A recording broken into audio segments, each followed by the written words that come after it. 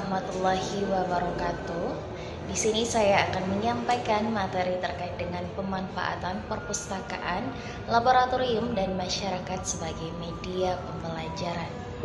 Yang pertama adalah perpustakaan sebagai media pembelajaran merupakan tempat penyedia berbagai macam kumpulan bahan pustaka, baik berbentuk buku, majalah, undang-undang, kamus, hasil penelitian, dan bacaan-bacaan lainnya untuk menumbuhkan pikiran-pikiran baru sebagai inspirasi, penerangan informasi bagi pengguna yang memerlukan ilmu pengetahuan yang dapat mempengaruhi perkembangan pengetahuan pribadi seseorang.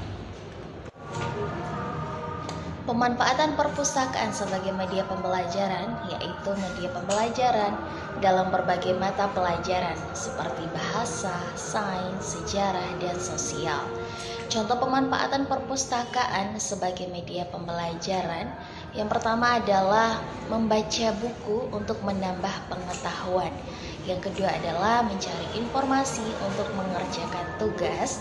Yang ketiga adalah melakukan penelitian. Yang keempat adalah mengikuti kegiatan literasi seperti diskusi buku, lomba baca puisi, dan lain sebagainya. Yang kedua adalah laboratorium, menyediakan fasilitas dan peralatan untuk melakukan praktikum dan penelitian. Laboratorium dapat dimanfaatkan untuk melakukan praktikum dan penelitian.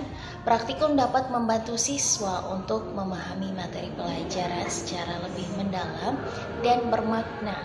Penelitian dapat membantu siswa untuk mengembangkan keterampilan berpikir kritis dan memecahkan masalah. Contoh pemanfaatan laboratorium sebagai media pembelajaran. Yang pertama adalah dalam pembelajaran geografi. Dapat digunakan untuk pelajaran tentang berbagai fenomena geografi seperti iklim, cuaca, tanah, dan lain-lain. Misalnya, siswa dapat melakukan praktikum pengukuran suhu, curah hujan, dan tekanan udara di laboratorium geografi. Yang kedua adalah pembelajaran sejarah. Dapat digunakan untuk pembelajaran tentang berbagai peristiwa sejarah seperti rekonstruksi peristiwa perang, museum, dan lain-lain. Misalnya, siswa dapat melakukan simulasi perang kemerdekaan di laboratorium sejarah.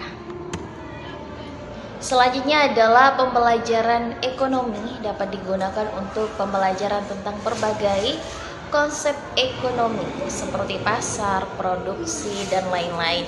Misalnya, siswa dapat melakukan simulasi pasar di laboratorium ekonomi. Selanjutnya, pembelajaran sosiologi dapat digunakan untuk pembelajaran tentang berbagai fenomena sosial seperti interaksi sosial, stratifikasi sosial, dan lain-lain. Misalnya, siswa dapat melakukan observasi terhadap masyarakat di laboratorium sosiologi. Masyarakat merupakan sumber belajar yang kaya akan pengalaman dan pengetahuan. Peserta didik dapat belajar dari orang-orang di sekitar mereka seperti orang tua, guru, tokoh masyarakat, dan lain-lain.